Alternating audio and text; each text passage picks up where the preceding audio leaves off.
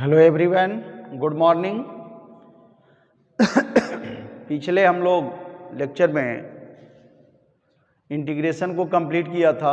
आज हम आप लोगों को एप्लीकेशन ऑफ डेफिनेट इंटीग्रल पढ़ाऊंगा, जिसमें पहले एरिया बाउंडेड रीजन है और इसी को स्टार्ट किया जा रहा है। ध्यानपूर्वक आप लोग देखेंगे।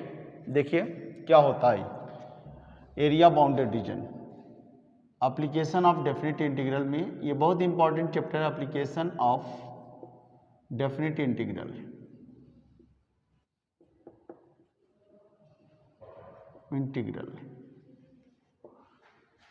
इसमें पहले हमको पढ़ना तो बहुत कुछ इसमें आप लोगों को है, लेकिन एरिया बाउंडेड रीजन ही मेन आपका टॉपिक इसमें है, बाउंडेड रीजन। तो एरिया बाउंडेड रीजन में कैसे एरिया हम फाइंड करते हैं किसी बाउंडेड रीजन का, ये आपको पढ़ना है। तो कैसे एरिया हम कैलकुलेट करेंगे by using the definite integral, ये आपको मैं बताऊंगा। इसमें कुछ खास नहीं है, बहुत आसान है, बट थोड़ा सा तरीका अलग होगा, देखने का कॉन्सेप्ट थोड़ा सा अलग इसका आएगा।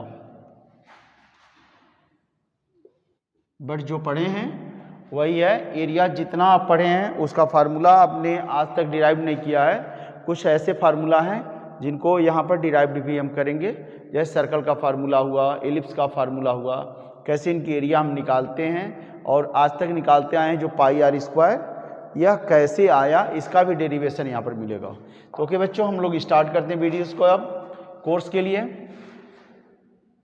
सबसे पहले हम एक रीजन देंगे और उसको एक फार्मूला टाइप का हम लिख रहे हैं, to find the area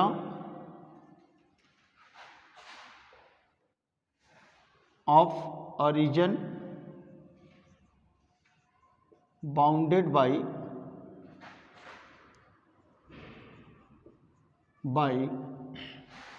y equal to fx, x axis and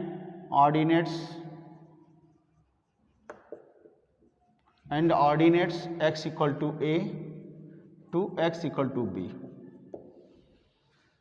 तो बच्चों अब ये देखिए, आपको चार रीजन दिया गया। एक कर्व है, एक x एक्सिस है, ये दो लाइन है जो y के पैरेलल हैं या वर्टिकल लाइंस हैं।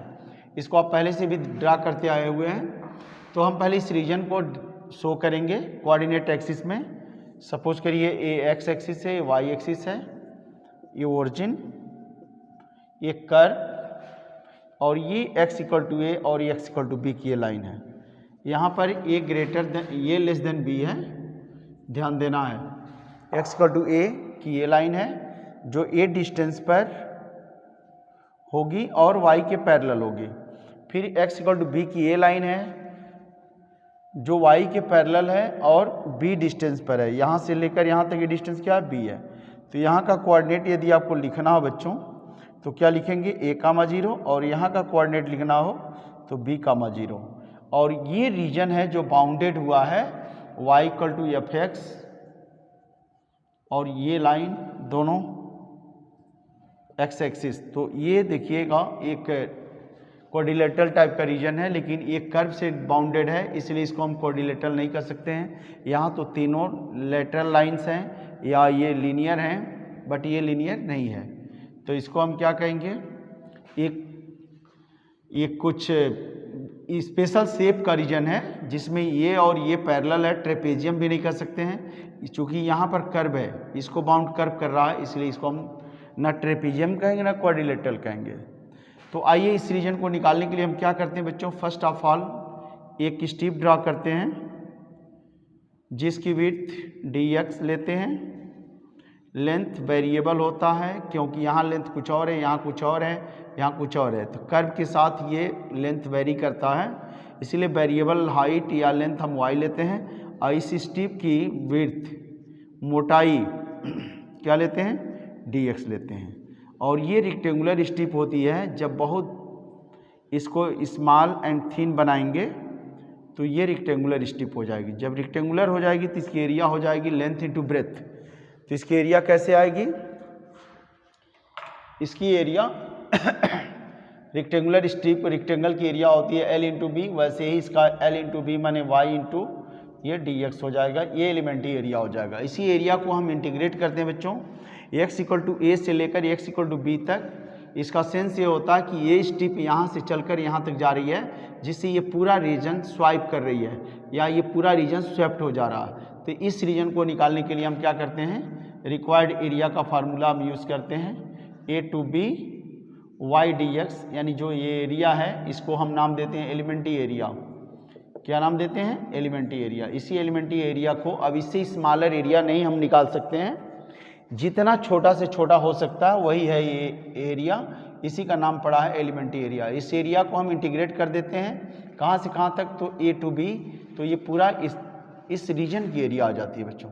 एक फार्मूला ये हो गया। दूसरा फार्मूला शॉर्टकट में बता रहे हैं, ये बनता है कि ए रीजन मान लीजिए कि ये तो एक्स एक्सिस और क्या नाम है कर्व के बीच में हमने स्ट्रिप को लेकर, वर्टिकल स्ट्रिप को लेकर फाइंड आउट किया है, वैसे ही एक एरिया हम बाउंड कर रहे हैं जो वाई एक्सिस और कर्व के बीच होगा।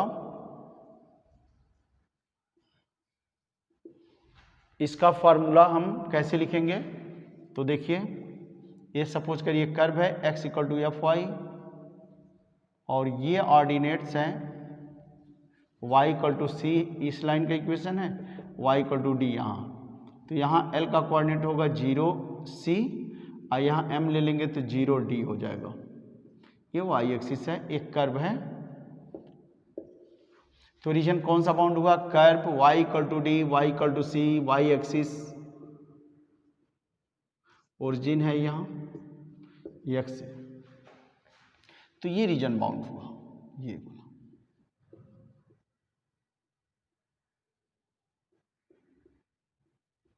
इस रीजन को हम इंटीग्रेट कैसे करेंगे या कैसे इसको फाइंड आउट करेंगे, तो एक रेक्टेंगुलर स्ट्रिप यहाँ बनाएंगे, हॉरिजॉन्टल स्ट्रिप लेंगे।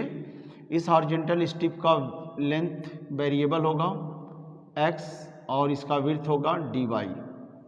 क्या होगा, dy। जैसे y पर हम कोई डिस्टेंस मेजर कर रहे हैं तो यहाँ ओरिजिन है तो ये y1 है और ये y2 है, तो ये हो जाएगा y2 माइनस y1। जब y1 y2 बहुत नज़दीक होंगे तो इसी को हम डेल्टा y या dy इसी को कहते हैं बच्चों। यही चीज़ मैं यहाँ पर दिखाया हूँ, ये ध्यान दीजिएगा।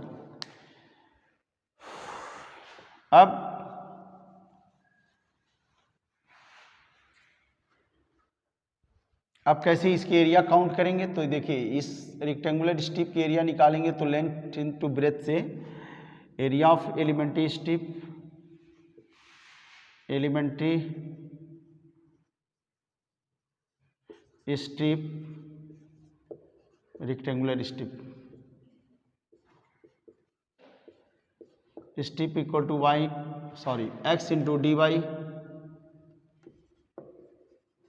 Therefore required area equal to y की वैल्यू यहाँ पर चेंज हो रही है, y यानी ए स्ट्रिप कहाँ से कहाँ चलेगी, यहाँ से जब चल के यहाँ तक जाएगी तो ये पूरी एरिया कवर हो जाएगी। तो y कहाँ से कहाँ वेरी कर रहा है, c to d, y varies from c to d and x dy।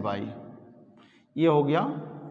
जब हम हॉरिजॉन्टल स्ट्रिप यूज़ करेंगे, यानी आपके पास फार्मूला नंबर 1, फार्मूला नंबर 2, ये दो फार्मूला हो गया, बाकी कोई इसमें फार्मूला नहीं है। एक है जो कर्व से कर्व के जो घिरा हुआ एरिया होगा उसके लिए है, बाउंडेड बिटवीन टू कर्व्स हो जाएगा, जैसे एक कर्व ऐसे एक कर्व ऐसे है तो ये एरिया बाउंड होगा। तो इसके लिए सेकंड एक्सरसाइज है, आज कॉन्सेप्ट उसका नहीं दूंगा, आज केवल एक्सिस के और कर्व के बीच के एरिया को हम बाउंड कर रहे हैं और बता रहे हैं आपको।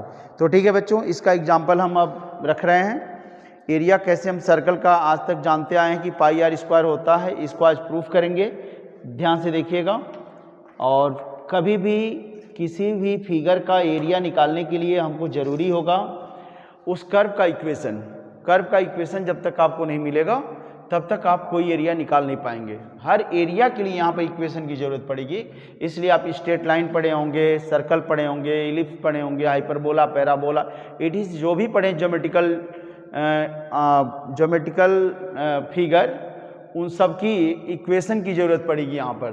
तो आइए हम बताते हैं, पहले एक काम हम कर लेते हैं कि जो इक्वेशन उसका कैसे कंस्ट्रक्शन करते हैं, कैसे उसका स्ट्रक्चर होता है, उसको बताते हुए तब हम आगे बढ़ते हैं, तब एग्जाम्पल लेते हैं। तो पहले सर्कल को कैसे ड्रा करते हैं, पैराबोला को कैसे ड्रा करते हैं, या इक्वेशन के करस्पॉन्डिंग कर्व कैसे होती है, उसको पहले आपको मैं सिखा दूं, इसका ध्यान रखिएगा।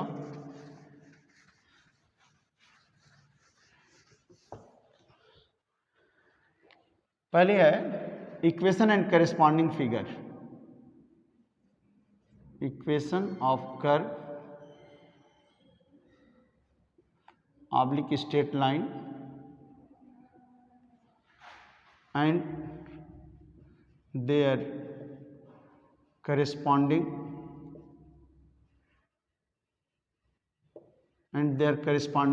figure। Number 1 circle.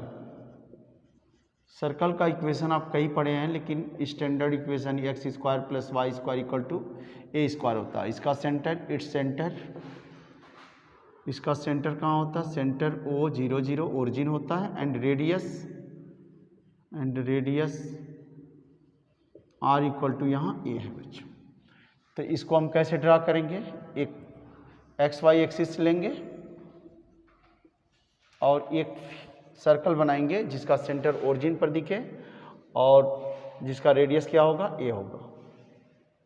यहाँ कोऑर्डिनेट लिखना होगा 0, यहाँ कोऑर्डिनेट लिखना होगा ए भी ए है, तो बी 0 ए, यहाँ का माइनस ए 0, यहाँ का लिखना होगा तो 0 कामा माइनस ए, तो ए डैश ये ओरिजिन हो जाएगा। अब इसी में दूसरा पार्ट होता है x minus H whole square plus Y minus K whole square equal to A square. It's centre कहाँ हो गया, it's centre C H K and radius are equal to A है। इस सर्कल का सेंटर सी एच के है, यानी minus हटा कर यहाँ रखना है, यानी माइनस में होगा तो प्लस आएगा, प्लस में होगा यहाँ तो ये माइनस में कोऑर्डिनेट आएगा। तो ठीक है, इसको कैसे ड्राइंग करेंगे, ये एक्स ये वाई। अब इसको हम यहाँ कहीं बनाते हैं। ये कोई ज़रूरी नहीं है कि एक्सिस के बीच में ही होगा, ये एक्सिस को काट कर भी बन सकता है, लेकिन मैं आपको एक मतलब जनरल आइडिया दे रहा हूँ कि ऐसे इसको फिगर में कंस्ट्रक्ट करेंगे एच के, और ये कितना है, स्मॉल ये है। फिर ये दोनों सर्कल हो गया, फिर पैराबोला आता है। पैराबोला का डायग्राम कैसे बनाते हैं, तो दो तरह का स्टैंडर्ड डायग्राम है।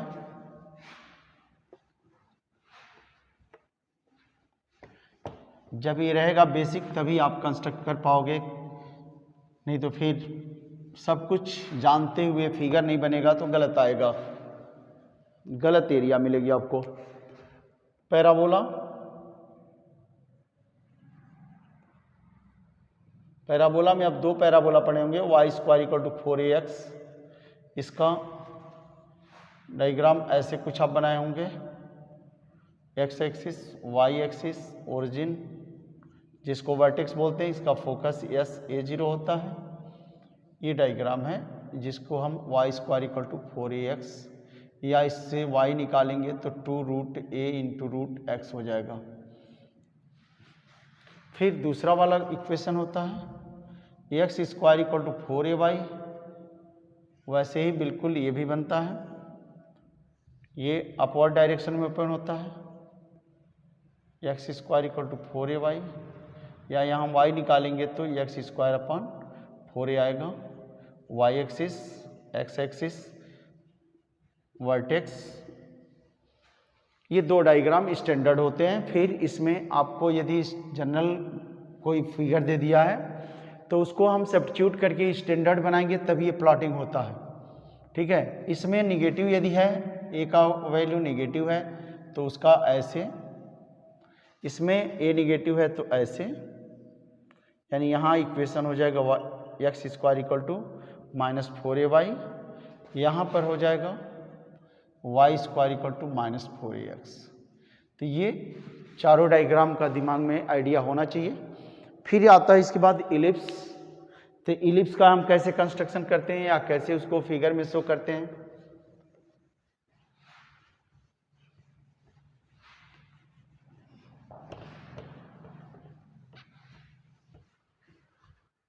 और इस बार जो पेपर होगा 12th बोर्ड का सीबीएसई में, इसके 4 मार्क्स होंगे जो केस स्टडी में मिलेगा आपको, और यूपी बोर्ड वालों को 8 मार्क्स का संभवतः मिलेगा। और ये इम्पॉर्टेंट टॉपिक है आपके लिए, इसलिए ध्यान देकर पढ़िएगा। और मैं बार बार इंस्ट्रक्शन आपके लिए देते रहता हूँ कि जब भी मैथमेटिकल चीज़ों को आप देखें तो कॉपी और पेन का हेल्प लें, लिखेंगे तभी आएगा समझ में अच्छे से। अदरवाइज आप केवल पढ़ लेंगे इतिहास भूगोल जैसे तो बस पढ़ने ही जैसे रहेगा। फिर आपका आता बच्चों इलिप्स। इलिप्स कैसे? इसका 2 इक्वेशन लेते हैं, x square by a square plus y square by b square equal to 1।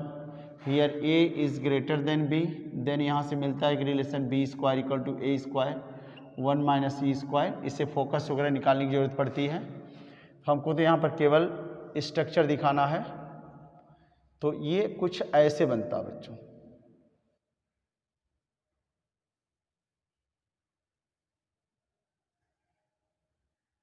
एक इलिप्स जिसका वर्टेक्स ये है,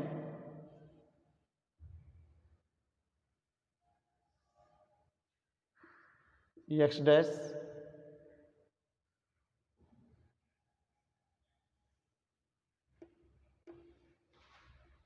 एक्स वाई, थोड़ा बहुत फिगर इधर उधर हो सकता है लेकिन मैथमेटिकल मीनिंग नहीं बदलना चाहिए। ए इक्वली 4 पार्ट में डिवाइड हुआ है बाय द कोऑर्डिनेट एक्सिस, और इसका इक्वेशन यहाँ से y की वैल्यू निकालते हैं तो b upon A under root A square minus x square आता है। कैलकुलेट करके निकाल लीजिएगा। यहाँ पर हम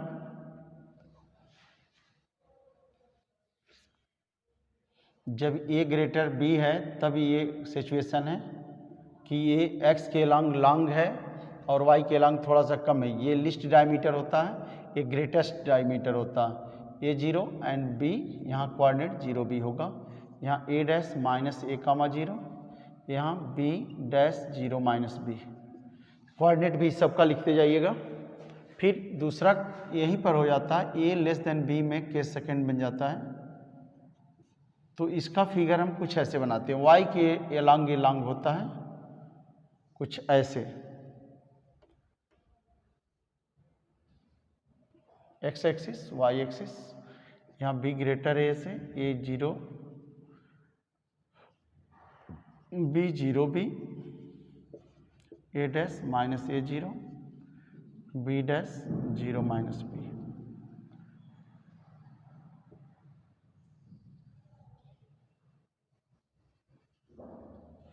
फिगर थोड़ा बहुत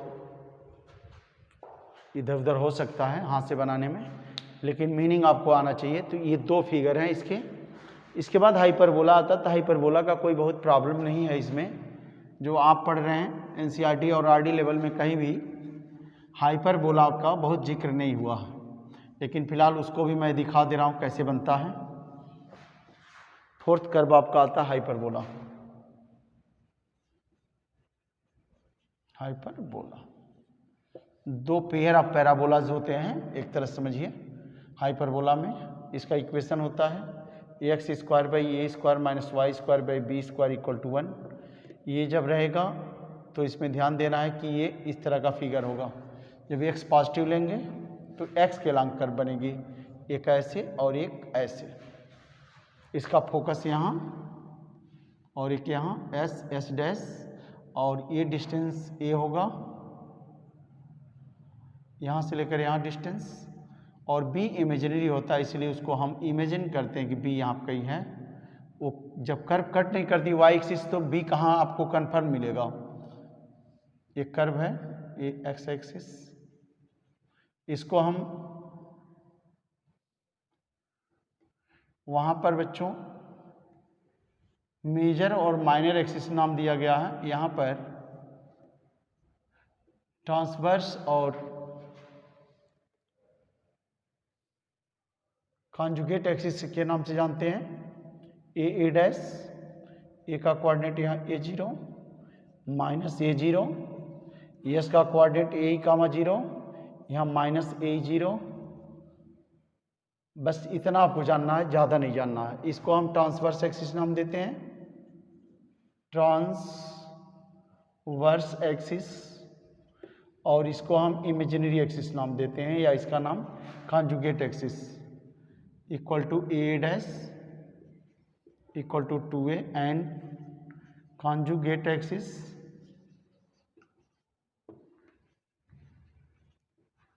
bb dash equal to 2b। बस इतना जानना है। फिर आता है बच्चों स्ट्रेट लाइन। स्ट्रेट लाइन में आप y equal to m x को जानते ही हैं।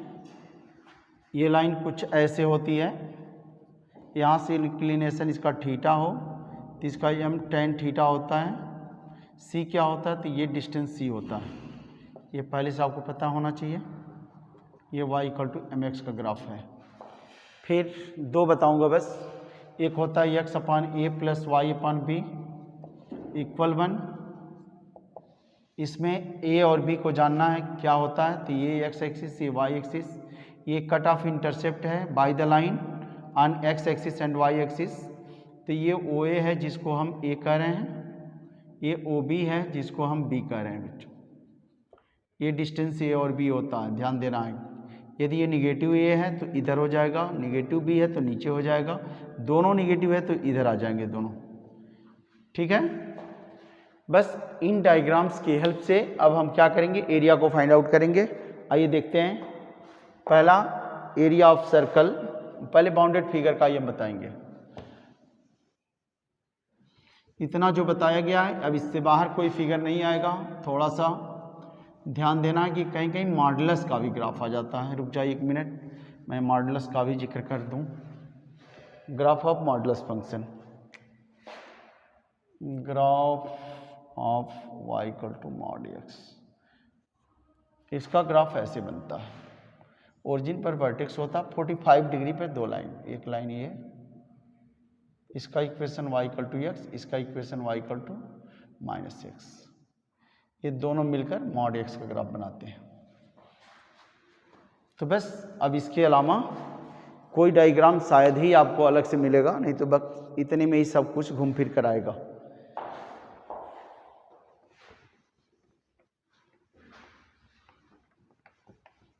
बस आज एरिया ऑफ सर्कल निकालेंगे, फिर आज छोड़ देंगे, फिर अगले लेक्चर पे आपको देंगे। टू फाइंड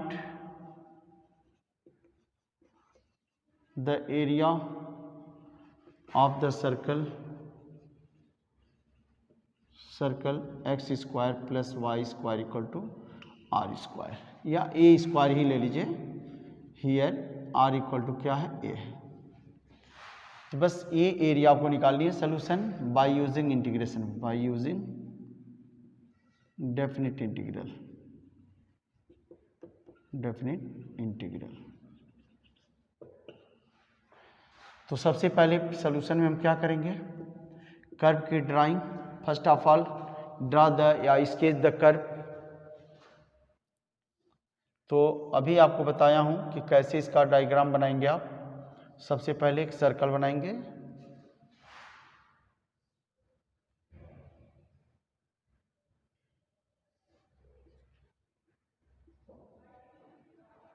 जिसकी रेडियस a, सेंटर ओरिजिन, ये भी ये होगा, ये भी ये होगा, ये भी ये होगा। लेकिन ज़रूरत हमको क्या है, पूरे सर्कल को आप देख सकते हैं एक्स एक्सिस और वाई एक्सिस 4 इक्वल पार्ट में डिवाइड कर दिया है। तो हम एक केवल पार्ट का निकालेंगे जो पॉजिटिव क्वाड्रेंट में लाई कर रहा है, और फिर इसका 4 टाइम्स करके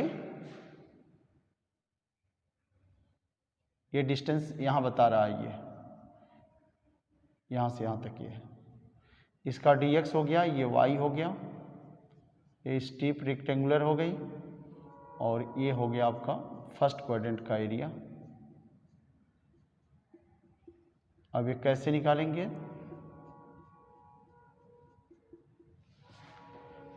रिक्वायर्ड एरिया। सबसे पहले यहाँ y निकालेंगे, तो x square plus y square equal to A square है, तो y square equal to A square minus x square, तो y equal to plus minus होता है, लेकिन पॉजिटिव एरिया ले रहे हैं, पॉजिटिव रीजन ले रहे हैं, तो बस हम ये लिखेंगे x y equal to x square a square minus x square, sorry.